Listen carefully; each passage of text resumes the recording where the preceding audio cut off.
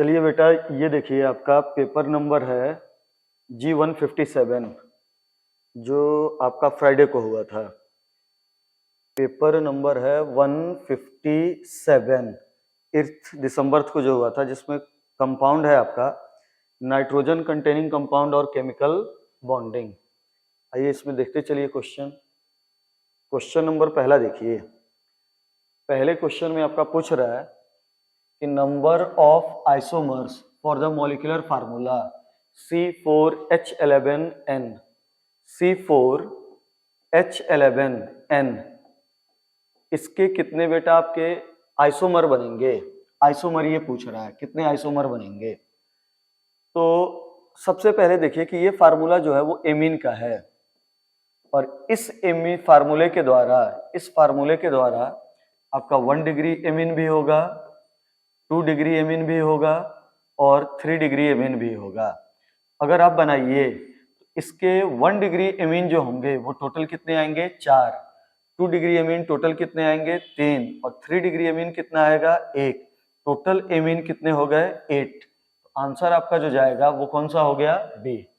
Next question पे आइए, question number second. Simple चीज है, ये देखिए ये आपका प्राइमरी एमीन है और प्राइमरी एमीन की रिएक्शन बेटा एक्सेस ऑफ, ये ध्यान देने वाली बात है, एक्सेस ऑफ प्राइमरी एमीन की रिएक्शन जो है, प्राइमरी एमीन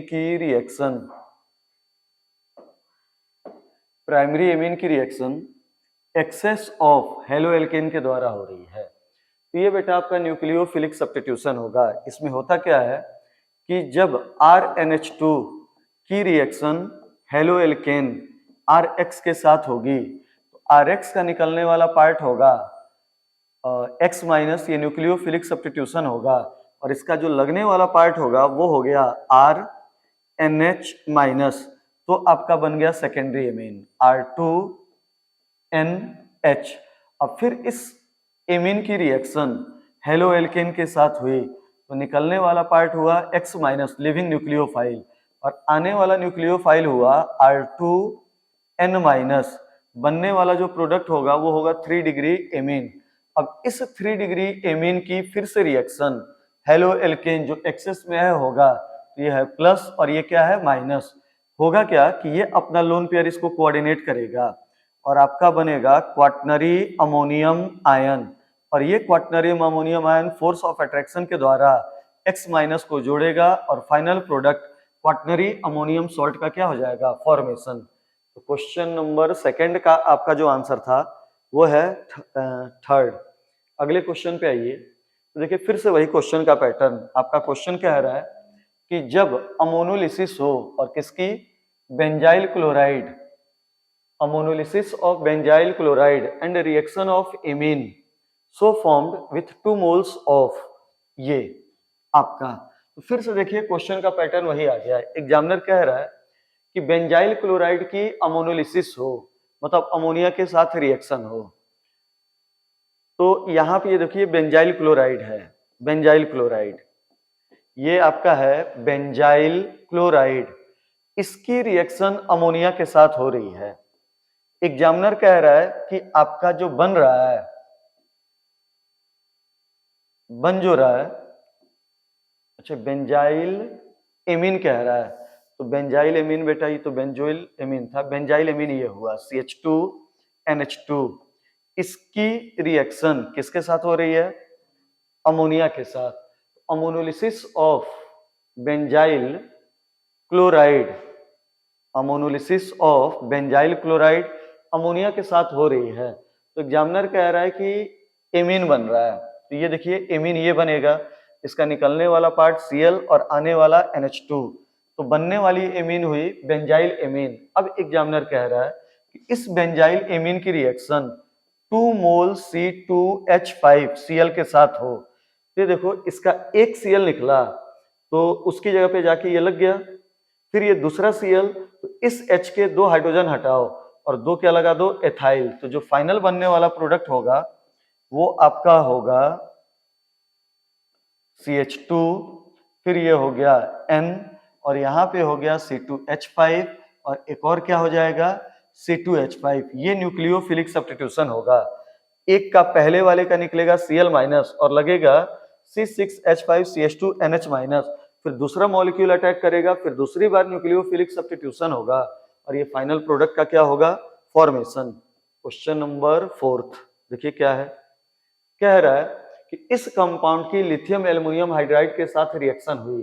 तो देखो लिथियम एल्युमिनियम हाइड्राइड और ये बेटा सॉल्वेंट है, ये लिथियम एल्युमिनियम हाइड्राइड है और ये उसका सॉल्वेंट। तो ये बेटा ये बॉन्ड रिड्यूस हो जाएगा, सी डबल बॉन्ड ओ जो होगा ये आपका रिड्यूस होगा किसमें, CH2। तो यहाँ पे जो ग्रुप लगेगा वो होगा CH2NH2। अगले क्वेश्चन पे मूव कीजिए, क्वेश्चन नंबर है आपका 5। तो क्वेश्चन नंबर 5 में देखिए पूछ रहा है कौन थैलामाइड नहीं थैली इमाइड, इमाइड IMIDE है। तो बेटा जो थैलीमाइड होता है ये देखिए थैलामाइड, थैलामाइड की रिएक्शन आपकी हुई अमोनिया के साथ, तो आपका मतलब थैलिक एसिड अमोनिया के साथ रिएक्शन, तो थैलामाइड बनता है और फिर थैलामाइड की स्ट्रॉन्ग हीटिंग होती है तो बेटा पहले वाटर फिर अमोनिया एलिमिनेट होता है और थैलीमाइड इमाइड का क्या हो जाता है, फॉर्मेशन। तो जो बनने वाला प्रोडक्ट होगा वो क्या होगा, बी। इस रिएक्शन में रिएक्शन क्या होगा कि सबसे पहले ये phthalic acid, phthalic acid, phthalic acid की रिएक्शन अमोनिया के साथ हुई, अमोनिया के साथ होती है तो बेटा बनता है अमोनियम थैलेट, अमोनियम थैलेट ये आपका बना, अमोनियम थैलेट बना। फिर इस अमोनियम थैलेट को हीट किया, वाटर एलिमिनेट हुआ और वाटर एलिमिनेट हुआ तो आपका बना थैलामाइड, थैलामाइड, ये आपका बेटा प्रोडक्ट थैलामाइड हुआ। अब इस थैलामाइड को फिर हिट किए तो बेटा ये NH2 और एक H अमोनिया के फॉर्म में बाहर निकला और उस थैली इमाइड, इमाइड का क्या हो गया, फॉर्मेशन। आइए अगले क्वेश्चन पे, क्वेश्चन कह रहा है कि Gabriel phthalimide synthesis, Gabriel phthalimide synthesis किसके लिए यूज होता है, तो केवल और केवल एलिफैटिक प्राइमरी एमीन बनाने के लिए।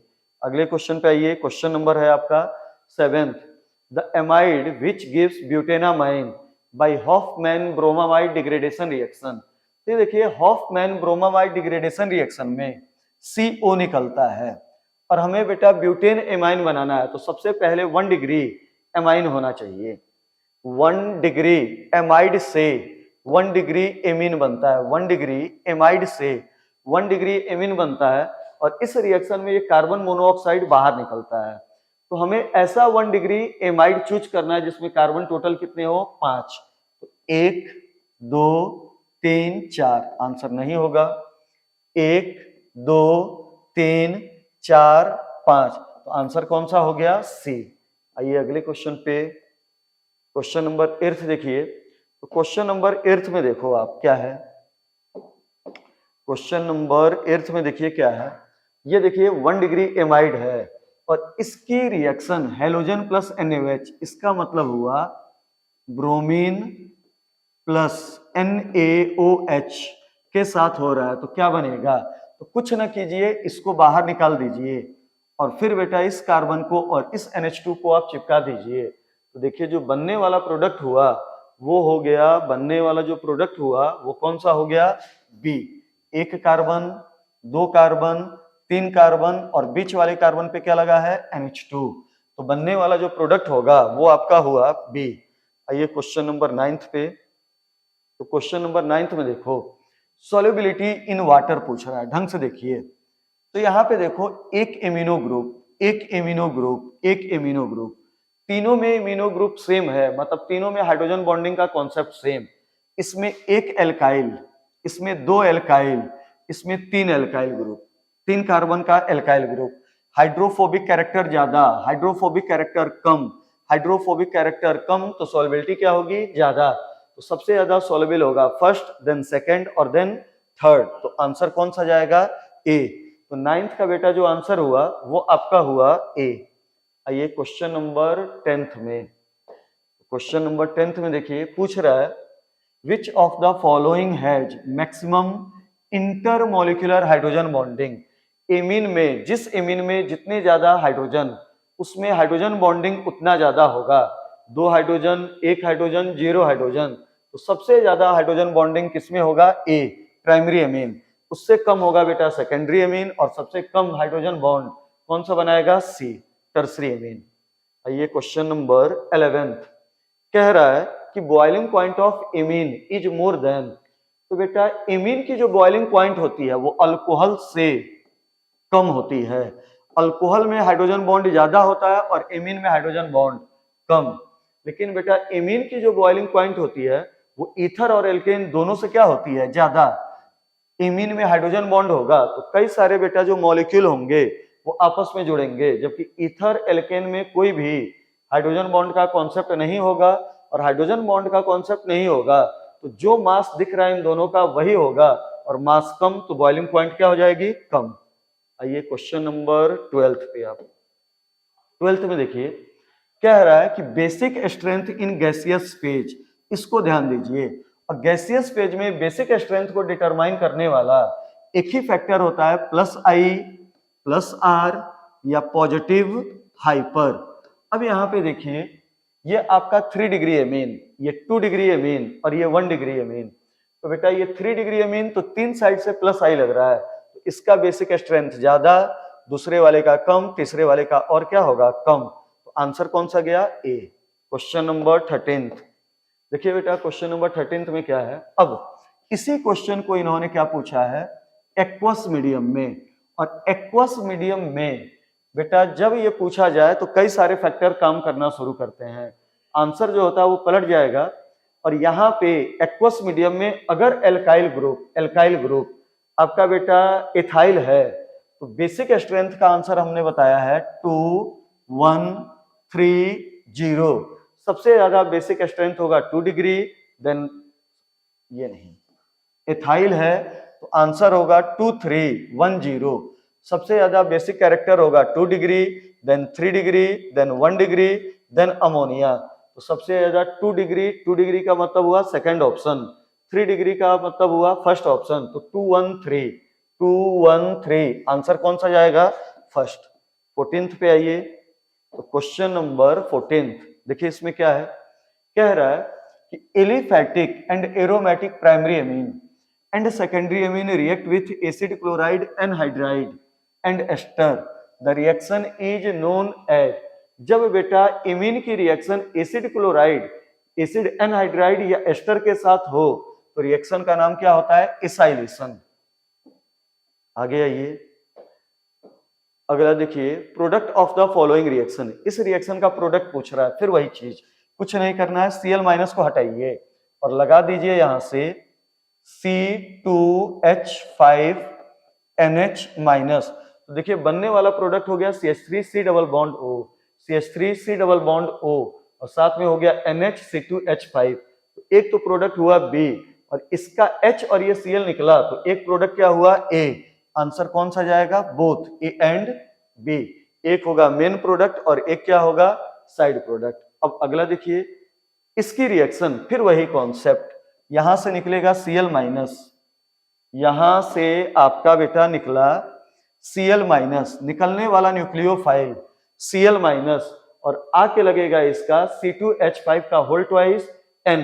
तो बेटा देखो किस ऑप्शन में C6H5 C double bond O और फिर आपका है N और C2H5, आंसर क्या हो रहा है? A।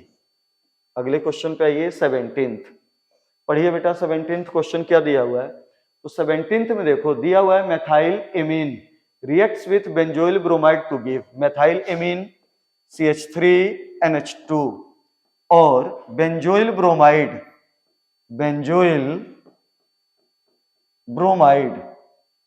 ये आपका हुआ ये बेंजोइल क्लोराइड, बेंजोइल ब्रोमाइड, फिर वही निकलने वाला होगा Br माइनस और लगने वाला होगा CH3NH माइनस। तो देखिए प्रोडक्ट कौन सा है? ये आपका प्रोडक्ट बनेगा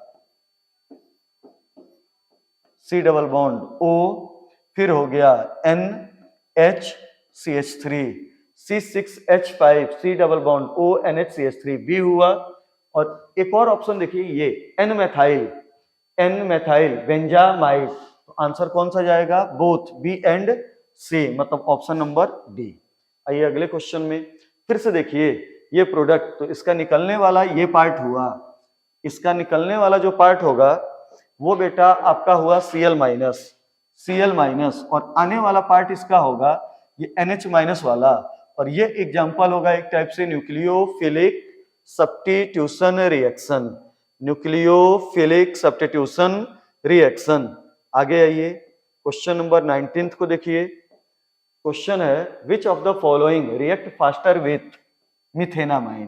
कह रहा है कि इनमें से कौन मिथेनामाइन मतलब CH3NH2 के साथ जल्दी रिएक्ट करेगा।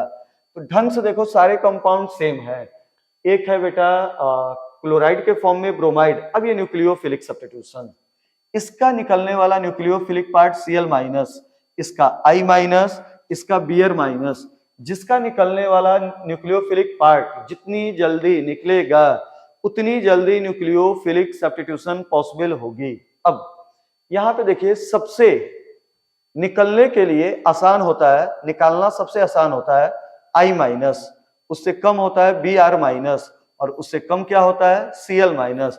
सबसे स्ट्रॉन्ग लिविंग टेंडेंसी होती है आयोडाइड, क्योंकि आयोडाइड का बेटा जो एसिड होगा ये स्ट्रॉन्ग, ये स्ट्रॉन्ग तो ये वीक, और ये जितना वीक इसकी लिविंग टेंडेंसी उतनी ज्यादा। तो आंसर इसमें कौन सा चला जाएगा? सी। नेक्स्ट क्वेश्चन देखिए, क्वेश्चन नंबर 20 कह रहा है कि कार्बिल एमीन रिएक्शन या कार्बिल एमीन टेस्ट फॉर्म बेटा आइसोसाइनाइड। कार्बिल एमीन का दूसरा नाम क्या होता है? Isocyanide. Question number 21 carbylamine test is given by, carbylamine test is given by. पढ़िए बेटा, simple question. Carbylamine test केवल और केवल प्राइमरी एमीन, एलिफैटिक, एरोमेटिक, किसी भी टाइप का प्राइमरी एमीन हो, कार्बिल एमीन टेस्ट जो होता है वो कौन देता है? Aliphatic primary amine. आगे आइए क्वेश्चन नंबर 22, क्वेश्चन नंबर 22 पे आइए।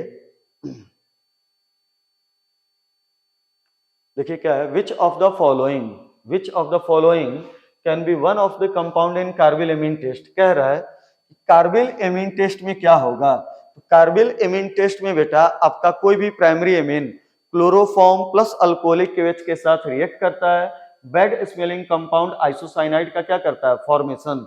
तो प्राइमरी एमीन तो होगा ही होगा, क्लोरोफॉर्म तो होगा ही होगा, और ये बेटा एलिफैटिक प्राइमरी एमीन तो होगा ही होगा। तो answer, sorry aliphatic primary amine कह रहे हैं, आइसोसाइनाइड तो होगा ही होगा। तो आंसर कौन सा चला गया? डी। आइए अगले क्वेश्चन में, क्वेश्चन नंबर आपका 23। अब क्वेश्चन नंबर 23 में आइए। तो देखिए, ये कोई भी प्राइमरी एमीन है, क्लोरोफॉर्म प्लस अल्कोहलिक KOH, इसमें कुछ नहीं करना है, NH2 हटाइए, NH2 बेटा हटाइए, और इस NH2 की जगह पे, इस NH2 की जगह पे आप क्या लगा दीजिए? NC। NH2 की जगह पे क्या लगा दीजिए आप? NC। तो क्वेश्चन नंबर 23 का आंसर हुआ आपका डी। क्वेश्चन नंबर 23 का आंसर आपका कौन सा हो गया? डी। आइए क्वेश्चन नंबर 24 क्या है? हमारे पास एक प्राइमरी एमीन है और इसकी रिएक्शन नाइट्रस एसिड के साथ हो रही है। तो जब भी बेटा एलिफैटिक प्राइमरी एमीन हो और नाइट्रस एसिड हो, एलिफैटिक प्राइमरी एमीन हो और नाइट्रस एसिड हो, कुछ ना कीजिए, NH2 हटाइए और इस NH2 के आगे क्या लगा दीजिए? OH। NH2 हटाइए और क्या लगा दीजिए? OH। बनने वाला आपका प्रोडक्ट हो गया। आइए क्वेश्चन नंबर 25 में आप देखिए कि क्या है, ये हमारे पास प्राइमरी एमीन, लेकिन अब ये प्राइमरी एमीन एलिफैटिक नहीं एरोमेटिक है, और जब एरोमेटिक प्राइमरी एमीन को नाइट्रस एसिड के साथ 0 से 5 डिग्री सेंटीग्रेड पे हीट किया जाता है तो डाइजोनियम आयन या डाइजोनियम सॉल्ट का क्या हो जाता है? फॉर्मेशन। तो आंसर कौन सा गया? डी। क्वेश्चन नंबर 26 में आइए। Benzene sulphonyl chloride, benzene sulphonyl chloride होता है बेंजीन SO2Cl, ये बेंजीन सल्फोनिल क्लोराइड जिसका दूसरा नाम होता है हिंसबर्ग रिएजेंट, और हिंसबर्ग रिएजेंट का यूज होता है 1 डिग्री, 2 डिग्री, 3 डिग्री एमीन के मिक्सचर हो तो इन मिक्सचर को आपस में सेपरेट करने के लिए। क्वेश्चन नंबर 27 आइए। विच of the following on A reaction with Hinsberg reagent form a product which is soluble in alkali. अब ढंग से सुनिए, 1 डिग्री एमीन में 2 एसिडिक हाइड्रोजन होते हैं, इसलिए ये बेटा हिंजबर्ग रिएजेंट के साथ न्यूक्लियोफिलिक सब्स्टिट्यूशन करता है और फिर एक एक्टिव हाइड्रोजन के कारण, एसिडिक हाइड्रोजन के कारण बेस के साथ रिएक्ट करता है, मतलब बेस में क्या होता है, सॉल्युबल।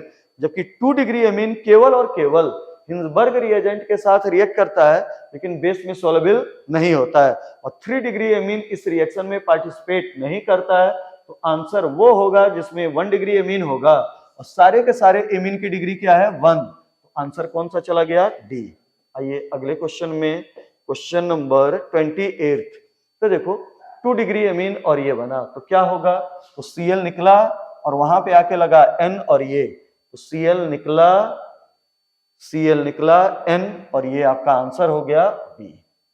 आगे आइए क्वेश्चन नंबर 29 में देखिए क्या है, प्राइमरी एमीन है, ब्रोमीन है और यहां पे नॉन पोलर सॉल्वेंट नहीं, ये पोलर सॉल्वेंट है। तो जब अल्कोहल हो या एमीन हो, अल्कोहल हो या एमीन हो और उसकी रिएक्शन ब्रोमीन के साथ पोलर सॉल्वेंट की प्रेजेंस में हो तो एक्सेसिव ब्रोमिनेशन होगा। 2,4,6 ट्राइब्रोमो एनिलीन या फिनॉल का व्हाइट प्रेसिपिटेट का क्या हो जाता है, फॉर्मेशन, व्हाइट प्रेसिपिटेट बनेगा। आंसर कौन सा हो गया आपका, डी। आइए क्वेश्चन नंबर 30 देखिए क्या है। क्वेश्चन नंबर 30 में देखिए, तो ये जो एनिलीन था उसकी हमने एसिटाइलेशन कराई और उसकी एक्टिविटी को घटा दी। एनिलीन में NH2 होता है, उसकी बेटा ऑर्थो पैरा डायरेक्टिंग पावर ज्यादा होगी, लेकिन जब हम एनिलीन का एक्सेसिव हेलोजिनेशन न कराना चाहें, एक बार कराना चाहें, तो NH2 ग्रुप को प्रोटेक्ट करना होता है और प्रोटेक्ट करने के लिए एसिटाइलेशन कराया जाता है या एसाइलेशन कराया जाता है। तो ये देखो एसाइलेशन, इसकी एक्टिविटी घट गई, अब ब्रोमीन वाटर होगा तो बेटा एक्सेसिव नहीं, कितनी बार होगा, एक, और एक बार होगा तो बनने वाला प्रोडक्ट जो होगा वो होगा मोनोब्रोमो सब्स्टिट्यूटेड प्रोडक्ट। आगे देखिए क्या है, कैसे है, considered the following reaction, considered the following, aniline है, सल्फोनेशन है और यहां पे देखिए हाई टेम्परेचर है। तो सबसे पहले एनिलीन और ये सल्फ्यूरिक एसिड आपस में रिएक्ट करते हैं, एनिलीनियम हाइड्रोजन सल्फेट बनता है। एनिलीनियम हाइड्रोजन सल्फेट जो होता है वो कुछ ऐसा होगा, ऐसा होता है ये एनिलीनियम हाइड्रोजन सल्फेट। ये अपना बेटा प्रोटॉन निकालता है और एनिलीन उस प्रोटॉन को एक्सेप्ट करता है, ये होता है। फिर जब हीटिंग होती है तो ये बॉन्ड यहां से टूटता है, ये ग्रुप जाके बेटा यहां पे लगता है और यहां से ये हाइड्रोजन और एक हाइड्रोजन गैस के फॉर्म में इवॉल्व हो जाता है और फाइनल जो प्रोडक्ट बनेगा वो क्या होगा, सी। आइए क्वेश्चन नंबर नेक्स्ट पे आपका 32। क्वेश्चन नंबर 32 है, stability of arene diazonium ion is due to, simple, arene diazonium ion ये हुआ N plus triple bond N, ये बेटा रेजोनेंस के द्वारा क्या होता है, स्टेबलाइज, डबल, सिंगल, प्लस, ये रेजोनेंस के द्वारा स्टेबलाइज होता है। आंसर कौन सा चला गया, बी। आइए अगले क्वेश्चन में, क्वेश्चन नंबर 33 में देखिए, ये आपका है diazonium salt, cuprous chloride HCl के साथ हिट किया गया, सेंड मेयर रिएक्शन हुआ, यहां से बेटा ये पूरा ग्रुप हटा और इस HCl का Cl जाके लगेगा और बन जाएगा क्लोरोबेंजीन। अगले पे आइए 34 पे, बेंजीन डाइजोनियम सॉल्ट, और बेंजीन डाइजोनियम सॉल्ट में देखो ये हमें हटाना है और H लगाना है। H लगाने के लिए बेटा यूज किया जाता है स्ट्रॉन्ग रिड्यूसिंग एजेंट, जैसे यूज किया जाता है एक्वस H3PO2, यूज किया जाता है एथाइल अल्कोहल। तो आंसर क्या होगा, बोथ A एंड B। अगला देखिए क्वेश्चन नंबर 35 पूछ रहा है, benzene diazonium chloride reacts with phenol in slightly basic medium, ये रिएक्शन हुआ कपलिंग, और कपलिंग जो होती है वो मेनली पैरा प्रोडक्ट पे होती है। तो ये देखो बेंजीन, ये फिनॉल के पैरा पोजीशन का H+ हटा और वहां पे ये बेंजीन डाइजोनियम नामक बेटा इलेक्ट्रोफाइल आके अटैक किया और कपलिंग प्रोडक्ट बी का क्या हुआ, फॉर्मेशन। क्वेश्चन नंबर 36 देखिए, तो कह रहा है which of the following pair of ion is isoelectronic and isostructural. NEET का आया हुआ क्वेश्चन, इसमें दो आंसर सही है, बी और सी। क्वेश्चन नंबर 37, ये भी नीट का आया हुआ क्वेश्चन। पूछ रहा है कि इन दिए हुए चारों में से सल्फर ट्राइऑक्साइड के किस फॉर्म की एनर्जी मिनिमम होगी। तो बेटा जो फॉर्म स्टेबल उसकी एनर्जी मिनिमम, और वो एक ही मॉलिक्यूल के कई फॉर्म हो, वो मॉलिक्यूल मोर स्टेबल होता है जिसमें कोवैलेंट बॉन्ड का नंबर ज्यादा होता है, या जो बेटा पार्ट नॉन पोलर होता है। तो आंसर कौन सा जाएगा, डी। इसमें सल्फर ट्राइऑक्साइड 37 का आंसर चला गया डी। अब अगला देखिए, विच of the following is not correct statement. कौन सा स्टेटमेंट करेक्ट नहीं है। बेटा एक मॉलिक्यूल के कई सारे, एक मॉलिक्यूल की सारी फिजिकल केमिकल प्रॉपर्टी को एक्सप्लेन करने के लिए जो अदर स्ट्रक्चर होता है उसका नाम होता है कैनोनिकल स्ट्रक्चर। और जितने भी कैनोनिकल स्ट्रक्चर होते हैं वो रियल फॉर्म नहीं होते हैं, रियल एग्जिस्टेंस नहीं होते हैं, तो ये तो सही है। Multiple bonds are always shorter than single bond, ये भी सही है। इलेक्ट्रॉन डिफिशिएंट को लुईस एसिड कहा जाता है, ये भी सही है। बी ऑप्शन कह रहा है कि ए बी स्क्वायर पिरामिडल होगा, गलत हो गया। ए बी 5 जो होगा ये ट्राइगोनल बाई पिरामिडल होगा। तो 38 में गलत आंसर जो है वो क्या है, या गलत स्टेटमेंट जो है वो कौन सा है, बी। तो 38 का आपका हुआ बी। 39 सिंपल क्वेश्चन नीट में कह रहा है कि क्या होगा। तो देखो एक्स पे चार्ज डेंसिटी बढ़ेगी और एच पे क्या होगी, घटेगी। तो 39 का होगा ए। और कोई ऑप्शन इसमें बेटा मैच नहीं हो रहा है। आइए 40 पे कह रहा है, हाँ अब इनमें सब में हाइड्रोजन बॉन्डिंग होती है। ये होता है केज लाइक, इसमें हाइड्रोजन बॉन्डिंग नहीं होगी। ये होता है जिगजैग, और ये जो होता है ये क्या होता है, लीनियर। तो हाइड्रोजन बॉन्डिंग के कारण इन चारों में से अमोनिया नामक मॉलिक्यूल क्या होगा, लीनियर। आइए क्वेश्चन नंबर 41 कह रहा है कि फॉस्फेट PO4 -3, ये हमारे पास बेटा फॉस्फेट है। कह रहा है कि फॉस्फेट पर फॉर्मल चार्ज क्या होगा। तो कभी भी किसी भी मॉलिक्यूल जिसमें रेजोनेंस हो, कोई भी मॉलिक्यूल जिसमें क्या हो, रेजोनेंस, उसमें बेटा रेजोनेंस हो और उसमें आपको फॉर्मल चार्ज निकालना हो, तो ऊपर लिख दो चार्ज जो दिया हुआ है और नीचे नंबर ऑफ सराउंडेड एटम, ये हो गया formal charge.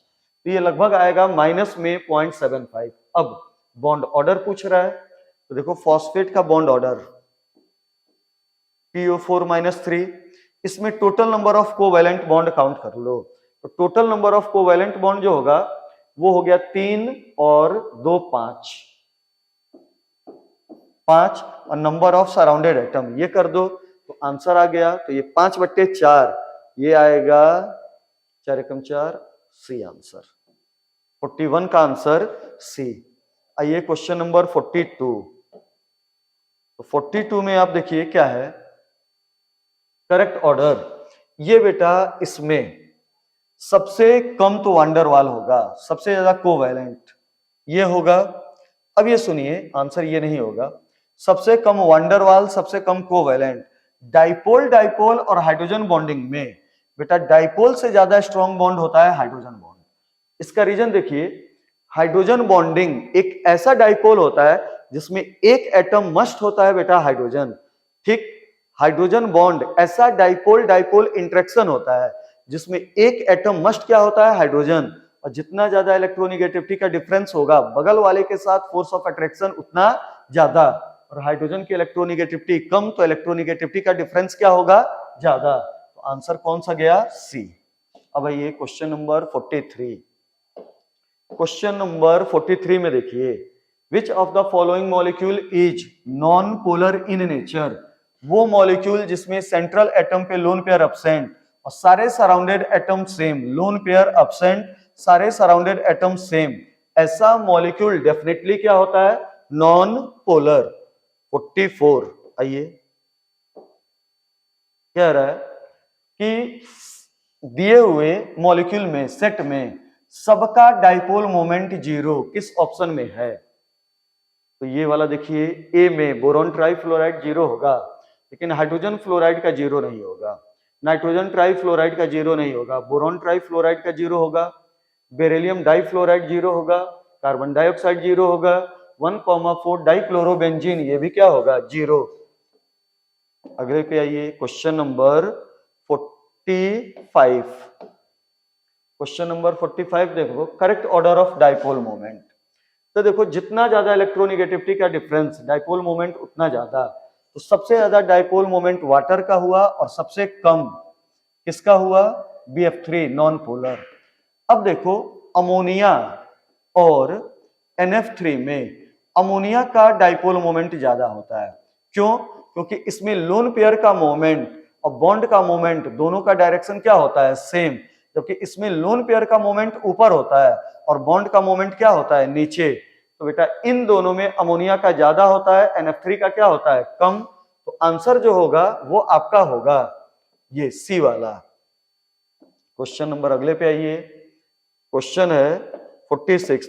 Which of the following molecule has highest या मैक्सिमम डाइपोल मोमेंट।